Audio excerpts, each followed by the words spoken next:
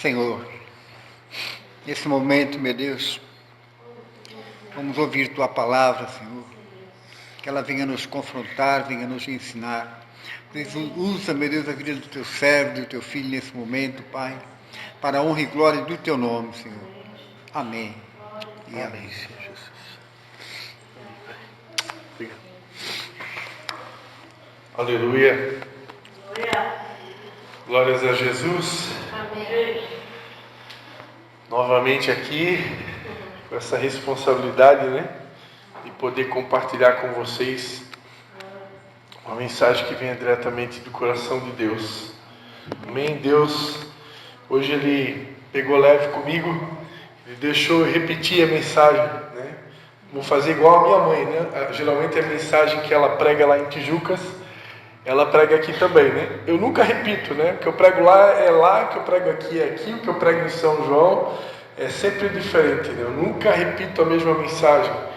A palavra que Deus me deu lá na nossa célula, sexta-feira, ali em São João, é completamente diferente da que Deus me deu para essa noite. Porém, a mensagem que eu vou estar compartilhando aqui é uma mensagem que Deus me deu, acho que foi no começo desse ano. O meu irmão, pastor Michael,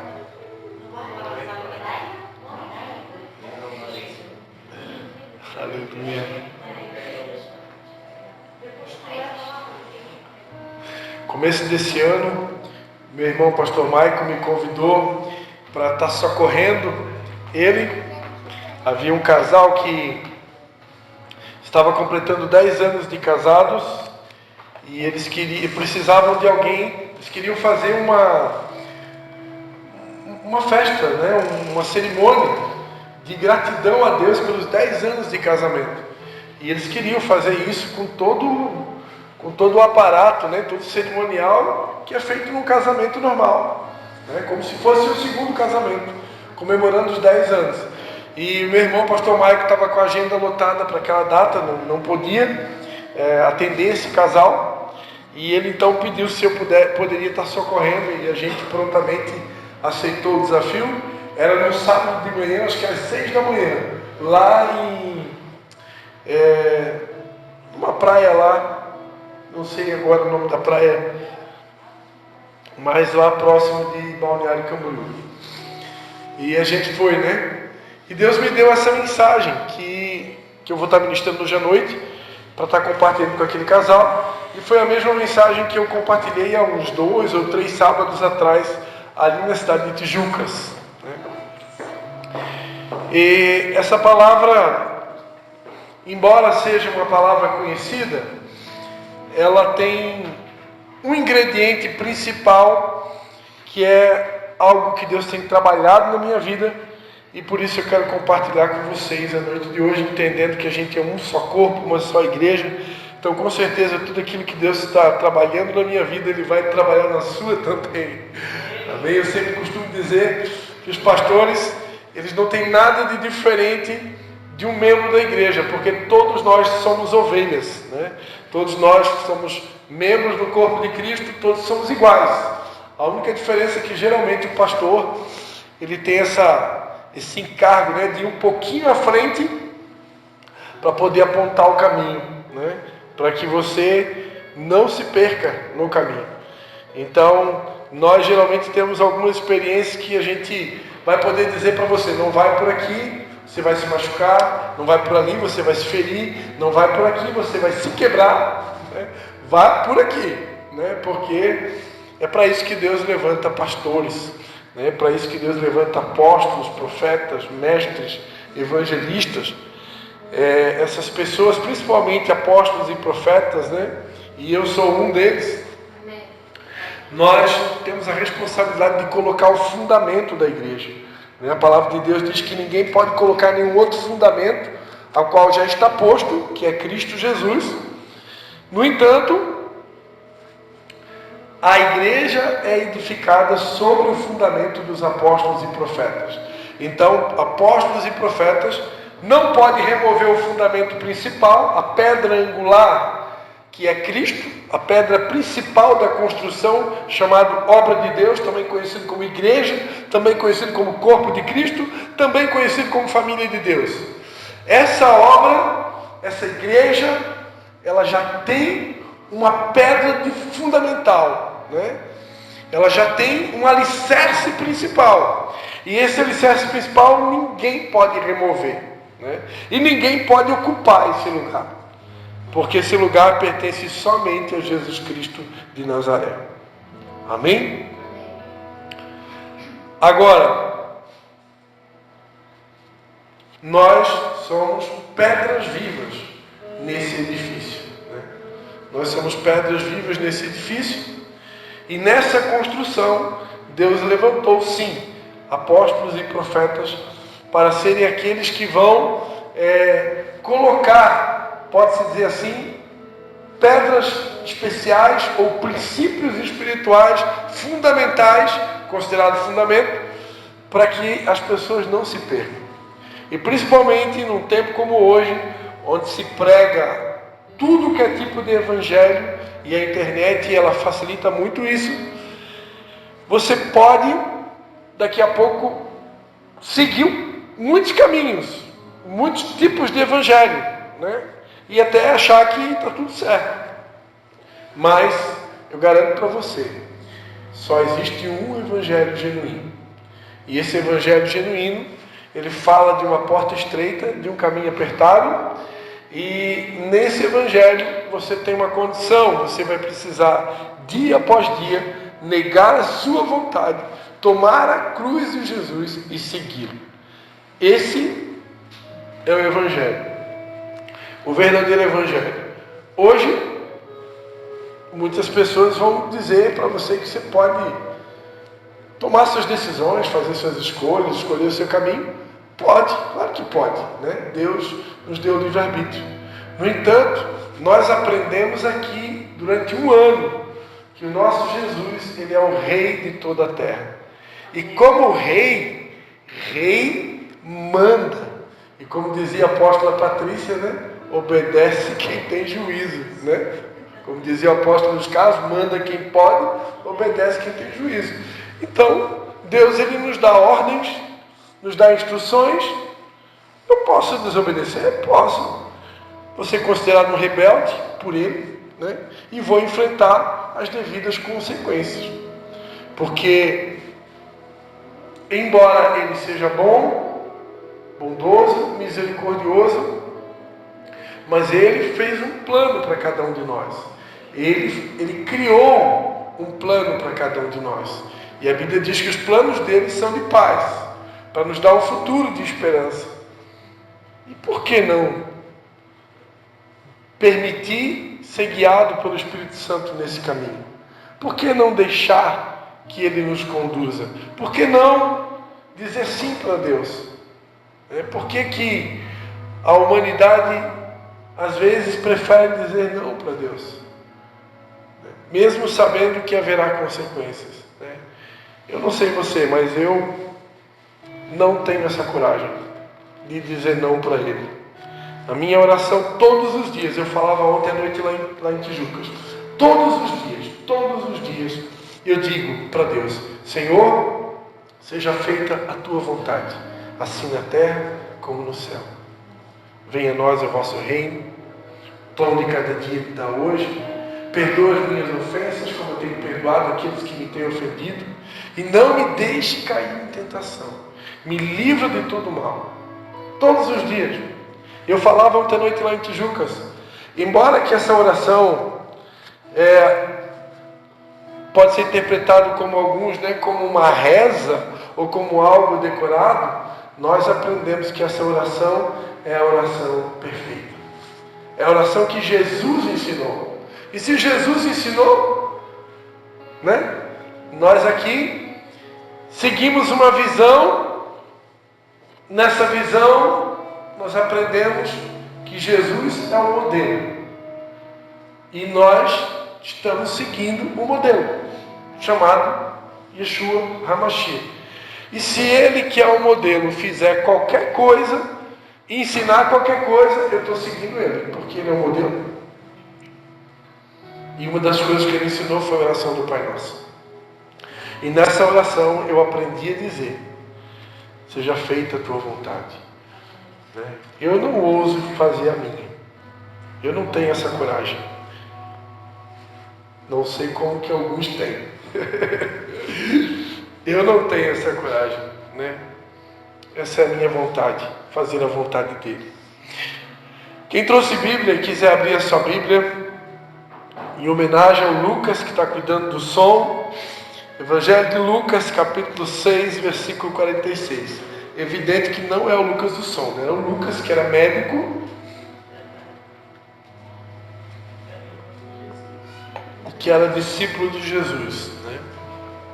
Não era um dos 12, mas estava sempre junto ali com a comitiva que seguia a Jesus. Evangelho de Lucas, capítulo 6, versículo de número 46.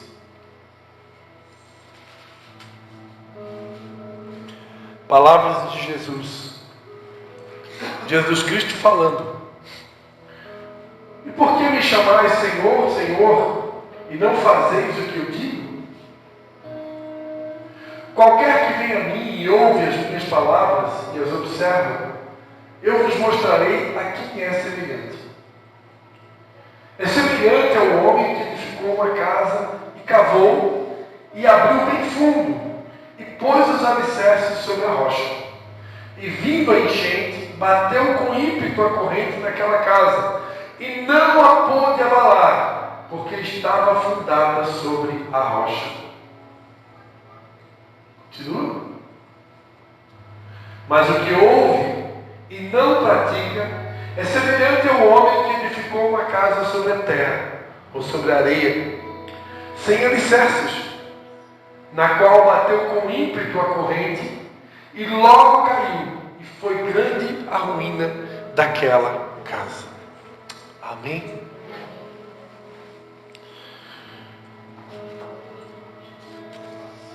Confesso que ao longo dos anos seguindo a Jesus, eu já ouvi muitas mensagens desse texto, mas a maioria dos pregadores, eles utilizam o texto que está no Evangelho de Mateus, capítulo 7, versículo 24 ao 27, que corresponde ao final, à conclusão final do Sermão da Montanha, ou Sermão do Monte, ou considerado também conhecido como Sermão das Bem-aventuranças, ou Sermão das Beatitudes, né, como é conhecido pelos nossos irmãos católicos. Quando Jesus ele termina de concluir o Sermão do Monte, uma das mensagens mais lindas da Bíblia, Jesus ele começa dizendo: bem-aventurados os pobres de espírito, porque deles é o reino dos céus. Bem-aventurados os que choram, porque serão consolados. Bem-aventurados os mansos, porque eles herdarão a terra. Bem-aventurados os que têm fome e sede de justiça, porque serão fartos. Bem-aventurados os misericordiosos, porque eles alcançarão misericórdia. Bem-aventurados os puros de coração, porque verão a Deus. Bem-aventurados os pacificadores, porque serão chamados filhos de Deus.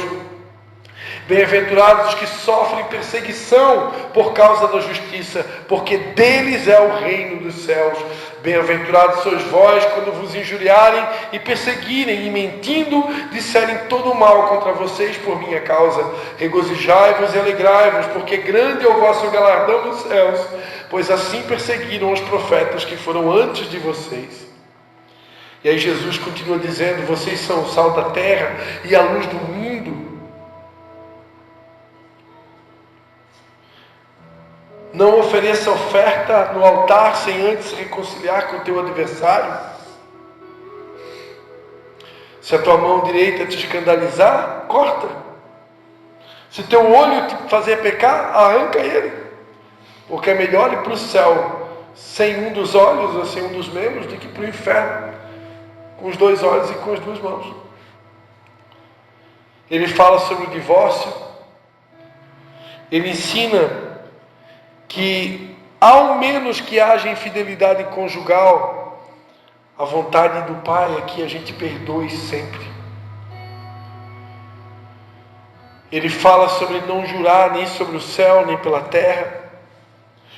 Ele ensina que se alguém pedir para a gente caminhar 1 milha, eu devo caminhar 2. Se alguém pedir, me dar um tapa numa face, eu tenho que oferecer a outra face. E se alguém me pedir algo emprestado, eu não me devo desviar dessa pessoa. Ele ensina que eu devo amar o meu inimigo e orar por aqueles que me perseguem. Ele ensina que se eu der esmola para alguém, a minha mão direita não deve saber o que a esquerda fez. Ninguém precisa saber do que eu estou fazendo, a caridade que eu estou fazendo, das obras que eu estou fazendo, para atrair glória para mim. Ele ensina que se você for orar e estiver de jejum, você não pode fazer carinha de triste para mostrar para todo mundo que você está de jejum. E que também não deve orar em voz alta nas sinagogas, nas ruas, nos lugares, para mostrar para as pessoas que você ora bem, porque você já recebeu a sua recompensa. Ele ensina a oração do Pai Nosso, lá no Sermão da Montanha, lá na montanha.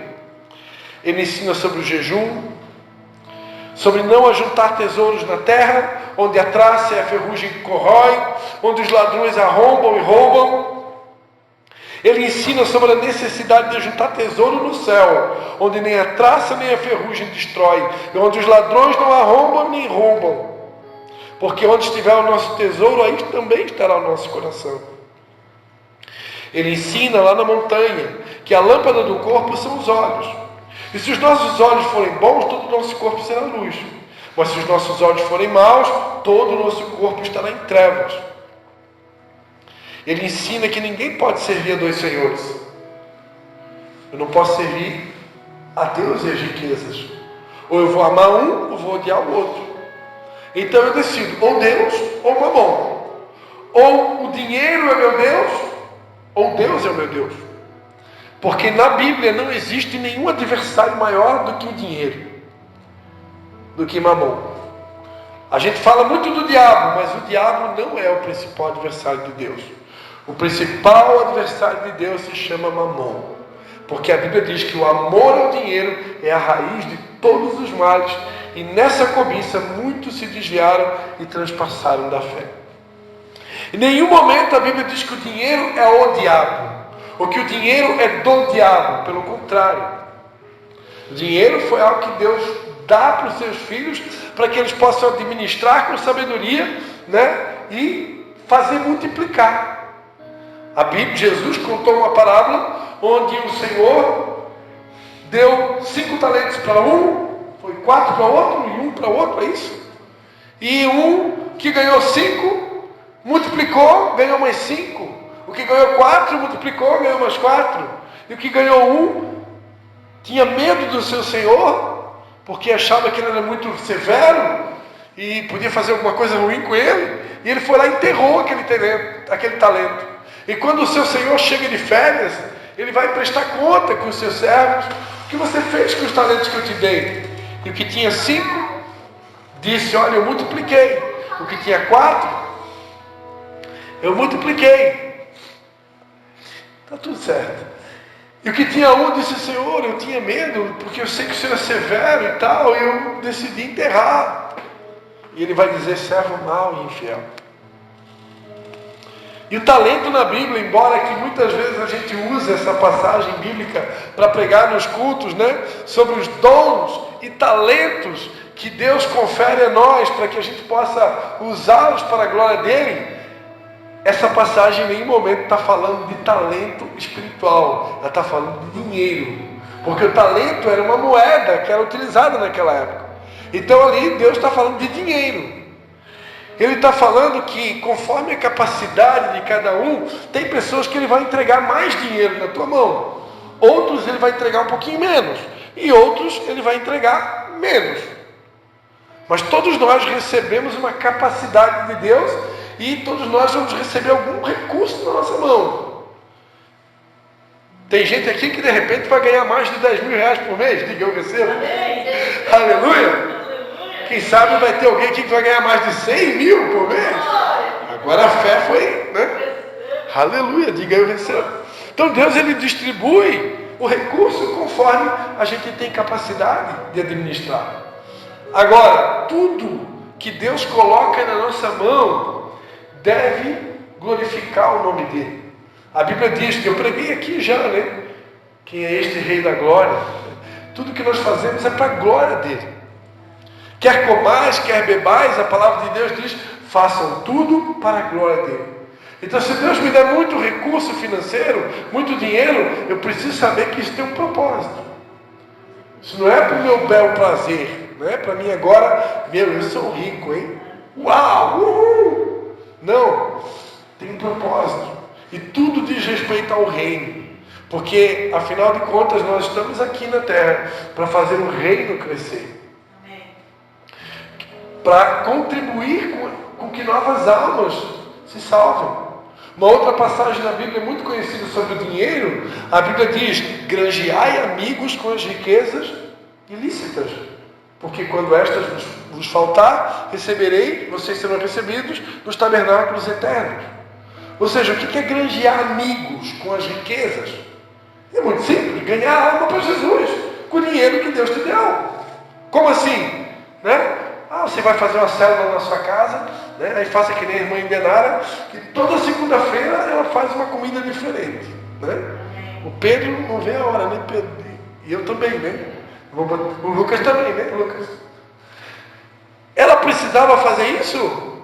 Não precisava, porque eu já até preguei na célula que não precisa. Porque o reino de Deus não é comida nem bebida, mas justiça, paz e alegria do Espírito Santo. Mas a gente sabe que comida ajunta crente. E comida também ajunta não crente. Né? Porque todo mundo que virou para crente descobriu que agora beber não é bom, mas uma comidinha.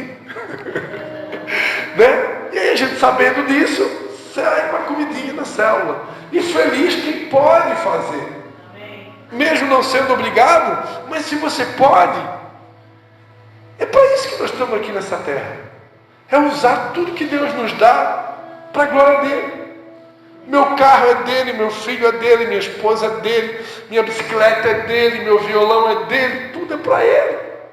Porque dele, por ele e para ele são todas as coisas. Então não tem nada de errado com o dinheiro. Se Deus te der muito dinheiro, glórias a Deus, porque tem um propósito. Agora o problema é quando o ser humano ele se apega ao material, ele se apega ao dinheiro, o coração dele fica naquilo. E a Bíblia diz que onde estiver o meu coração, ali estará o meu tesouro. E quando o meu coração está no dinheiro, e eu esqueço que aquele recurso é para a glória do Pai, é para expandir o reino, é para granjear amigos. Aí, amados, o dinheiro pode se tornar um Deus. E tudo aquilo que se torna Deus na minha vida, a Bíblia chama de idolatria. E a Bíblia diz lá em Colossenses capítulo 3, que a avareza é pecado de idolatria. A avareza, também conhecido como amor ao dinheiro, é considerado pecado de idolatria. E nós aprendemos lá na célula na segunda-feira, né, Pedro? Que os idólatras não herdarão o reino dos céus. E muito diferente do que muitas pessoas acham, né, que ídolo é uma imagem de escultura, de gesso, de barro, de madeira, de ferro. Isso aí é só um tipo de ídolo. Porque o dinheiro é o principal de todos os ídolos. E aí depois vem, né, artistas famosos, até artista gospel já virou ídolo, né? Aí o teu marido pode ser teu ídolo, tua esposa pode ser um ídolo, o filho pode ser um ídolo, teu relógio pode ser um ídolo, teu carro pode ser um ídolo. Quantas pessoas que chegam a bater no filho até de espancar, porque o filho riscou o carro. Meu Deus, é só uma lata. Como é que um pai tem coragem de espancar um filho? Por quê? Porque é por causa de uma lata. Né? Mas o carro é um ídolo. Né? Tem uma historinha que diz, né, que o pai estava ensinando o filho a lavar o carro e diz que ele se descuidou. Né? Hoje eu convidei meu filho para lavar o meu carro e ele não quis. Pai, eu já lavei outra vez. Só uma vez que eu fui ensinar ele a lavar o carro, tem 9 anos, né? E aí ele disse, já fui uma vez. Não, mas tem que ir a segunda, tu nem aprendeu ainda. Mas eu estava com um pouquinho de pressa e deixei ele lá. E tem uma historinha que conta, né, que o pai foi lavar o carro, ensinou o filho e tal, e ele se descuidou, deu a esponja na mão do filho, e quando o pai chega, o filho estava lavando com o outro lado da esponja. Aquele lado verde que a gente usa para lavar louça, né? Tem mais alguém que lava louça aqui, além de mim? Então ele usou aquele lado verde, só que aquele lado verde arranha a pintura do carro. Diz que o pai ficou louco, sou moleque, não sei o quê. Imagina a cena, né? Então tem gente que faz atrocidades por causa de bens materiais, mesmo sabendo que tudo vai ficar aí. Eu conheci uma irmã que negou a dar carona para mim. Eu trabalhava na cidade de Brusque, trabalhava numa empresa lá, estudava lá, e eu peguei muita carona. Se tem uma pessoa que pegou carona nessa vida, foi eu. Eu vivia na estrada pegando carona. Pegava carona para ir para Brusque, pegava carona para voltar. Peguei muita carona. Hoje em dia está difícil de dar carona, né? As pessoas têm medo, né? E eu me lembro que um dia eu estava lá em Brusque, no ponto de ônibus, né? Eu ficava um pouquinho mais na frente. Antes do ônibus chegar, eu tentava a carona. Se não dava certa carona, aí então eu pegava o ônibus, né? Não podia ficar perto, tinha horário para chegar em casa, né? E um dia passou uma irmã conhecida da igreja, estava com um carro novo. E eu peguei e fiz sinal para ela e tal e coisa, ela me viu, passou reto. E eu fui conversar com a irmã, o que aconteceu? O que a irmã? Não, é porque meu carro era novo e eu já tinha 2 pessoas no meu carro, não boto mais do que 2 no meu carro. Ah, tá, sim, tá, entendi. Né? Tem gente assim, irmãos, né? Misericórdia, né? Misericórdia. Não entendeu que aquele carro nem é dela, né? Tudo é do Senhor. Então é para isso que a gente está aqui nessa terra. Aleluia. Então, deixando bem claro, o dinheiro, tudo aquilo que a gente coloca acima de Deus pode se tornar um ídolo. E os idólatras não vão morar no céu. Deus não divide a sua glória com ninguém. Ele não aceita ninguém ser mais importante do que Ele. A Bíblia diz em Deuteronômio 6, ouve, ó Israel, o Senhor teu Deus é o único Deus. Portanto, adorarás ao Senhor teu Deus de toda a tua força, de toda a tua alma, de todo o teu entendimento. Ele não divide a glória dele com ninguém, nem com nada, muito menos com dinheiro.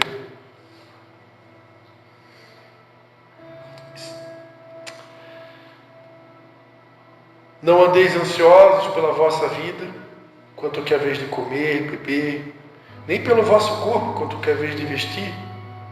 Não é a vida maior do que o alimento e o corpo mais do que o vestuário? Olhai para as aves do céu, não semeiam, não colhem, nem ajuntam em celeiros, e contudo o vosso Pai Celestial as alimenta. Não tem de vocês muito mais valor do que elas? Qual de vocês poderá, com as suas preocupações, acrescentar uma única hora ao curso da sua vida? Quanto ao vestuário, por que vocês estão tão ansiosos? Observem os lírios do campo, como eles crescem, não trabalham nem fiam. Eu, porém, vos digo que nem Salomão, em toda a sua glória, se vestiu como qualquer um deles. Busquem, em primeiro lugar, o reino de Deus e a sua justiça. E estas coisas vos serão acrescentadas. Portanto, não andeis ansiosos pelo dia de amanhã, pois o dia se preocupará consigo mesmo. Basta a cada dia o seu próprio mal. Não julgueis para que não sejais julgados, pois com o juízo com que julgardes sereis julgados, e com a medida com que tiverdes medidos também vão vos medir. Por que reparas no cisco que está no olho do teu irmão e não percebes a trave que está no teu? Ou como dirás a teu irmão, deixa-me tirar o cisco do teu olho, tendo uma trave no teu? Não deis aos cães as coisas santas, nem lancei aos porcos as vossas pérolas. Pedi e dar-se-vos-á, buscais e encontrareis, batei e abrir-se-vos-á, pois aquele que pede recebe, o que busca encontra, e o que bate se abre. Entrai pela porta estreita, porque larga é a porta, espaçoso o caminho que conduz à perdição, e muitos são que entram por ela. Mas estreita é a porta e apertado o caminho que conduz para a vida, e são poucos os que a encontram. Acautelai-vos dos falsos profetas. Eles vêm disfarçados de ovelhas, mas interiormente são lobos devoradores. Pelos seus frutos os conhecereis. Não pode a árvore boa produzir maus frutos, nem a árvore má produzir frutos bons. Toda árvore que não dá bom fruto é cortada e lançada no fogo. Portanto, pelos seus frutos os conhecereis. Nem todo que me diz Senhor, Senhor, entrará no reino dos céus, mas aquele que faz a vontade de meu Pai que está nos céus. Muitos me dirão naquele dia, Senhor, Senhor, não profetizamos nós em Teu nome? Em Teu nome não expulsamos demônios? Em Teu nome não fizemos muitos milagres? Então lhes direi abertamente, não conheço vocês. Apartai-vos de mim, todos vós que praticam a iniquidade. Quando Jesus termina de falar tudo isso que eu resumi para vocês, que se eu fosse ler tudo, a gente ia até perto das 10 horas. Quando Jesus termina de falar tudo isso, ele diz, portanto, todo aquele que ouve estas minhas palavras e as pratica, será semelhante ao homem prudente, que edificou a sua casa sobre a rocha. Desceu a chuva, transbordaram os rios, sopraram os ventos e deram contra aquela casa. Contudo, ela não caiu, porque estava edificada sobre a rocha. Aquele que ouve estas minhas palavras, mas não coloca em prática, será comparado ao homem insensato que edificou a sua casa sobre a areia. Desceu a chuva, sopraram os ventos e deram contra aquela casa. E foi grande a sua queda. Como eu falava para vocês, essa passagem é muito conhecida. Agora, Lucas, ele falou a mesma coisa, ele presenciou a mesma cena e ele pôde compartilhar também uma parte do Sermão da Montanha. Se a gente for ler o Sermão da Montanha no Evangelho de Lucas, que está no capítulo 6, ele resumiu tudo num capítulo só. Mas Mateus contou o Sermão da Montanha em 3 capítulos. Mateus provavelmente estava muito mais próximo e ele pôde presenciar mais falas de Jesus. Lucas presenciou menos falas, mas presenciou também uma parte do Sermão da Montanha. E quando Jesus conclui o Sermão da Montanha, Lucas, ele narra a mesma narração de Mateus. Por isso que o Evangelho de Mateus, Marcos, Lucas são considerados evangelhos sinóticos, porque têm praticamente os mesmos conteúdos. São semelhantes. A diferença é que Lucas escreveu para os gregos, né? Marcos escreveu, provavelmente foi para os judeus, né? E cada evangelho tinha um endereço. O Evangelho de João é considerado o Evangelho universal. Foi escrito para todos os povos. Então cada evangelho tinha um endereço na época. Quando Lucas narra a questão dos fundamentos, Lucas ele acrescenta um detalhe. Ele fala o seguinte: é semelhante o homem que edificou a sua casa e cavou e abriu bem fundo. Essa informação Mateus não deu, mas Lucas fez questão de dizer que o homem prudente é aquele que cava fundo. Não é só cavar, é cavar fundo. E essa informação é o que Deus mais tem trabalhado comigo nos últimos meses. Eu vejo Deus cavando fundo em mim. Eu sinto Ele trabalhando coisas no profundo, mexendo nos mínimos detalhes. Eu contei uma experiência lá em Tijucas. Uma das coisas que Deus está trabalhando lá no fundo, o sentimento de gratidão. O sentimento de gratidão é algo que ele precisa ser uma realidade na nossa vida. Só que às vezes a gente vai relaxando na vida e quando você menos percebe, você já de repente nem agradece pelo café da manhã, Todo dia tem o café, tem o almoço, tem a janta. Você já está tão acostumado a tomar café, almoçar, jantar. Aquilo já é um hábito tão rotineiro na tua vida que você nem se toca que tem pessoas que nem tem café para tomar, que nem tem comida para almoçar, que nem tem roupa para vestir. E aí a gente compra uma roupa nova e a gente nem agradece a Deus. A gente troca de carro, a gente nem agradece a Deus. A gente tem um café da manhã e a gente nem agradece mais. Por quê? Porque já virou comum. Mas não é comum. Nem todos têm. Então Deus, Ele trabalha com a gente.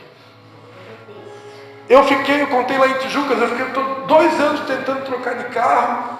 Não tive fé para assumir uma prestação. Eu fiquei surpreso, porque eu sou de uma época que você fazia um financiamento de carro, você pagava uma prestação de 300, pagava a prestação de 400 reais. Aí eu fui tentar financiar um carro novo, a prestação agora é de 2.000. Mas como eu sou um pastor, nem salário eu tenho, eu dependo de vender colchão, de vender travesseiro, de vender chinelo. Como é que eu vou pagar uma prestação de 2.000 reais? Minha fé não alcança. E nem quero dar esse dinheiro para o banco, porque eu sei que quando eu terminar de pagar a prestação, eu vou estar pagando 2 carros. E eu não vou dar um carro para o banco. Eu não vou ter que ralar, suar do jeito que eu trabalho. Porque eu também faço serviço doméstico e eu sei que mulher hoje trabalha muito mais que homem. Porque vai dar conta de uma casa, meu irmão. É punk o negócio. Então, aí, nesse meio tempo, resolvi fazer um consórcio. O consórcio é muito menor a taxa, né? Estou pagando lá o consórcio e crendo que um dia vai cair a minha balinha, né? Eu vou poder trocar de carro. Mas nesse meio tempo, para Deus consolar o meu coração, Ele já me levou na casa de 2 pessoas. Uma foi o meu tio, né? Eu tenho um tio chamado Borinha, também conhecido como Valmor, que é um dos irmãos da minha mãe. Não é o mais velho, mas é um dos mais velhos. O mais velho partiu para a glória esse ano, que era o João, né? E aí, conversando com meu tio, eu já tive carro que rodei até quase 300 mil quilômetros. O quê? Eu estou com o meu com 150 mil quilômetros, achando que era muito. Aí, fui visitar um outro conhecido ali no bairro do Creque, em São João Batista, conversando. O cara tem um Gol, chaleirinha, de 1980. E também já tinha passado os 300 mil quilômetros. E nem fez o motor ainda. Eu disse, meu Deus do céu. E eu achando que o meu carro era velho. E eu achando que o meu carro era ruim. Né? Eu tenho um Nissan Mark de 2014. Importado ainda. E aí Deus, tá bom Deus. Estou entendendo. O Senhor está querendo ensinar eu a ser grato. O Senhor está querendo ensinar eu a ser agradecido, porque eu tenho um carro importado. As prestações estão tudo pagas, eu não devo nada para ninguém daquele carro. Isso é trabalhar fundo. Isso é cavar fundo. Deus cava fundo. Sabe como é que é outra? Eu vou contar só mais um exemplo, depois eu encerro. Sabe qual outra maneira que Deus faz para cavar fundo na minha vida? É quando Deus me leva para ir numa UTI orar por doente. Só quem já teve a experiência de ir numa UTI orar por doente vai entender o que eu estou falando. Eu já tive pelo menos umas 3 vezes na UTI. Eu já fui em UTI de criança 2 vezes, no Hospital Infantil de Santa Catarina, e já fui em UTI de adulto. A UTI, irmãos, é um lugar que todo crente deveria frequentar. Porque você entra na UTI, você vê adulto, criança, tudo ligado em aparelho. Alguns deles sem a perna, sem os braços. Às vezes, respirando por aparelho. Entre a vida e a morte.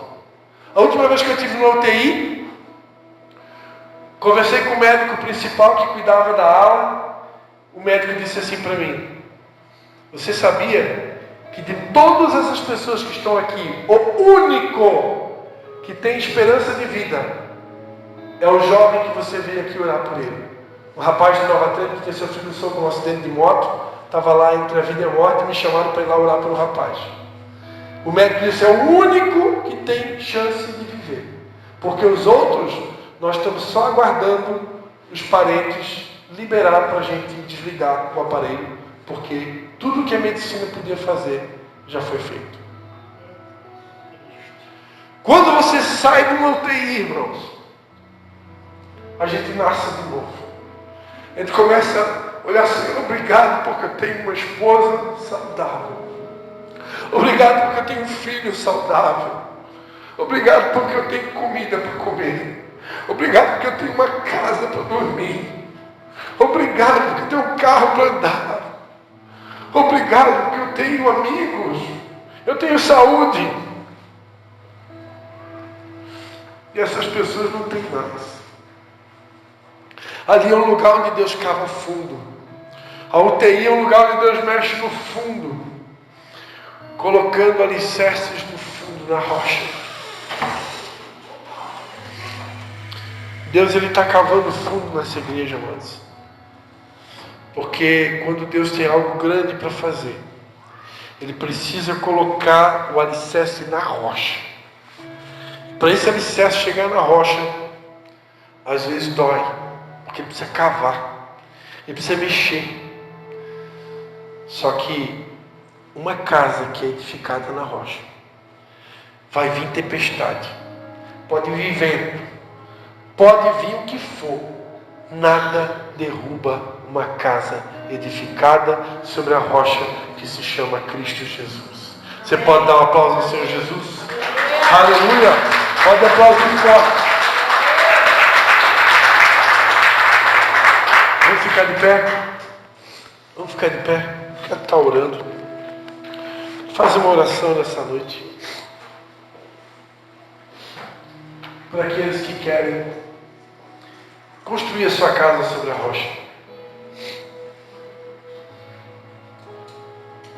Quantos querem nessa noite dizer, Senhor Jesus, edifica o meu lar nessa rocha que se chama Jesus, nessa pedra fundamental. Senhor, eu não quero ter a minha casa firmada na areia. Senhor, eu não quero ter a minha família edificada sobre o barro, porque eu sei que quando a tempestade chegar, a minha família não vai suportar. Mas se a minha família for edificada sobre a rocha, se o Senhor me der forças e cavar fundo na minha vida, quando a tempestade chegar, eu estarei ao teu lado, firme, na certeza que até mesmo nos dias mais difíceis o Senhor vai segurar firme na minha mão e eu vou conseguir atravessar mais esta tempestade, como já atravessei tantas outras. Fale com Ele nessa noite. Diga para Ele, é isso que você quer? Quantos querem edificar a sua casa sobre a rocha? Para isso nós vamos precisar ser praticantes da palavra e não apenas ouvintes. Pai, nos perdoa, Senhor, por todas as vezes que nós não somos praticantes da Tua palavra, Pai.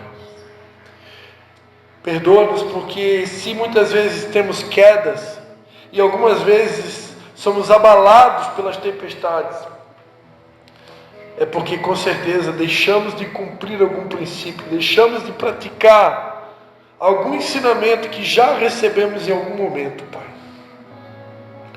Nessa noite, mais uma vez, nós nos humilhamos debaixo da Tua potente mão e Te pedimos, Pai, tem misericórdia de nós, pelas vezes que não colocamos em prática aquilo que já sabemos, e ajuda-nos, Senhor, a praticar tudo aquilo que já aprendemos. Constrói a nossa casa sobre a rocha e nos dá força para suportar enquanto o Senhor estiver cavando fundo nas nossas vidas.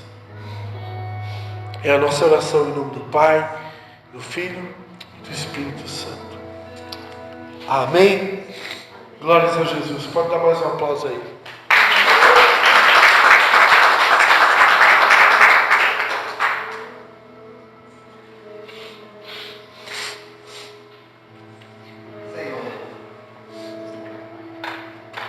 Peço esse momento, meu Pai, meus irmãos, local. O Senhor nos deu a sua de bênçãos, multiplicar, infinitamente. Em nome de Jesus. Amém. Vai embora sem cumprimentar pelo menos os 5 irmãos. Desejo uma semana de bênção, amém?